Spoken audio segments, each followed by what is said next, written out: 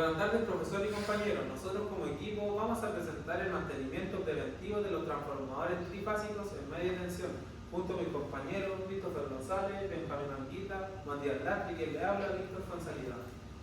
La problemática de los transformadores trifásicos en media tensión es que requieren mantenimientos periódicos en sus componentes, los cuales operan dentro de valores nominales previamente establecidos por los fabricantes.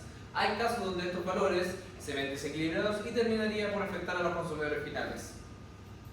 Como menciona mi compañero en la problemática, el tema a investigar es sobre los valores de temperatura del aceite, niveles del aceite y potencias de los transformadores trifásicos de distribución en media tensión, el cual operan con aceite disipador de temperatura dieléctrico.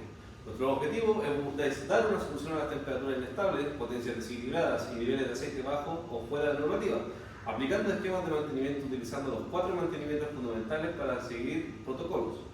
Todo este proyecto lo realizaremos a escala, ahí en una maqueta, en las instalaciones de INACA. ¿Cómo puede identificar los valores óptimos de operaciones de un transformador?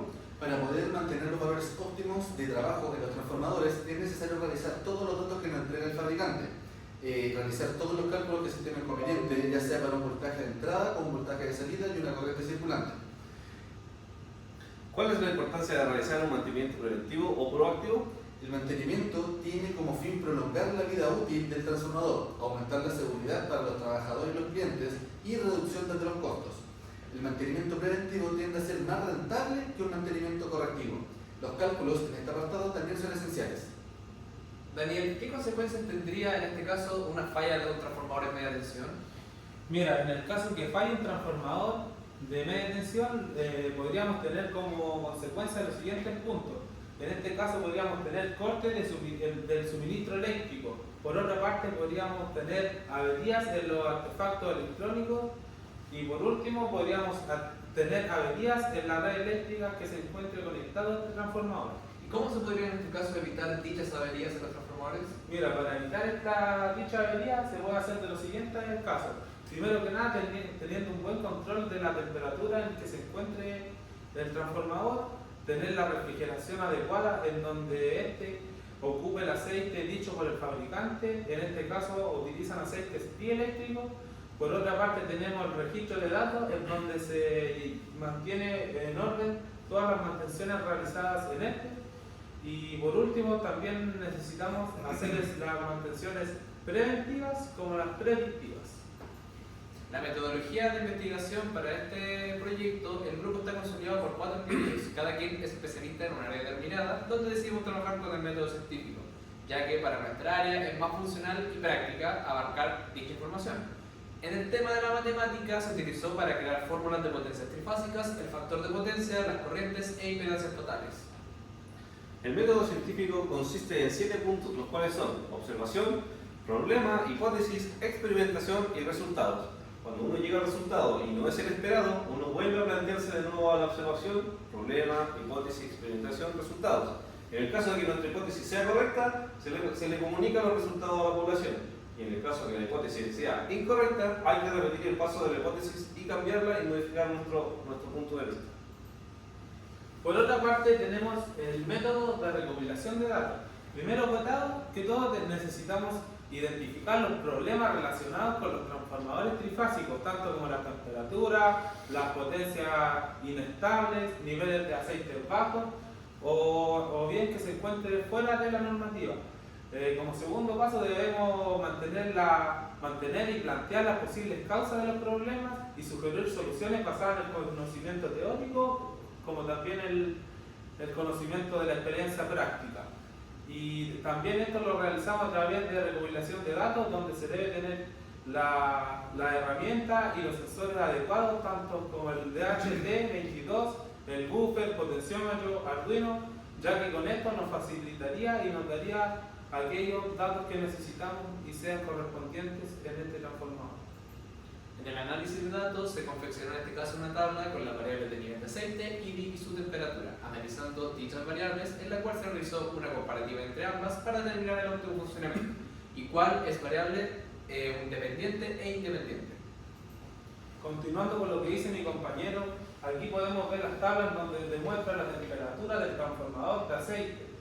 como también el estado del transformador. En este caso muestra de que 0 a 25 es la temperatura baja, de 26 a 40 es temperatura media y de 41 a 90 vendría siendo la temperatura óptima del aceite para este transformador. Y en el caso de que la temperatura rondee de los 91 grados a los 150 sería una temperatura de peligro. Por otra parte podemos encontrar en la tabla de abajo los litros de aceite y el estado de nivel, en donde dice que por ejemplo de 40 o menos litros vendría siendo un nivel bajo del aceite en este transformador. De los 41 a los 65 sería un nivel medio y por último el nivel óptimo que debe trabajar este transformador en litros de aceite debe rondar de los 66 a 90 litros. Como herramientas tecnológicas que implementamos y la justificación de tenemos como primero el DHT22. Como entre muchos de los problemas que hay en los transformadores, son una de las más marcantes son las altas temperaturas, que pueden llegar hasta los 150 grados Celsius, como se mencionó anteriormente. Ya subiendo estos niveles se pueden tener problemas en sus aislamientos. Este es muy importante en el transformador, ya que de este depende la vida útil del transformador. Por otro lado tenemos el LCD I2C, que aquí se visualizan los datos de temperatura, las tres potencias, corriente, voltaje, etc. Este apartado es importante ya que aquí se van a visualizar todas estas cosas recién mencionadas, que esto hace alusión a una cabina de control que es en una hidroeléctrica. También por otro lado tenemos el buzzer, que en caso de que ocurra alguna anomalía por sobretensión, alta temperatura, bajo nivel de aceite, etc., este debe emitir una alerta en forma de sirena. También tenemos el potenciómetro. Este instrumento permitirá simular lo que es el voltaje de la corriente, aludiendo a lo que en la vida real es un consumo. Y por último tenemos el Arduino Uno, que es una placa electrónica que trabaja desde 0 a 5 volts. Posee un hardware para muchos fines, utiliza un microcontrolador programable, también posee pines de conexión para la tarea o fin que se estime conveniente. En cuanto a las fuentes de información, podemos encontrar un link el cual está para la diapositiva número 8 y el resto de la información proporcionada en dicho proyecto y utilizada es por los conocimientos previos obtenidos en base a las asignaturas de nuestra malla curricular. El proyecto en este caso se estará plasmando sobre una protoboard, siendo el Arduino Uno el cerebro de la programación, dándole así paso a los potenciómetros, DHT, pantallas LCD, etc. Y se representará dentro de un video.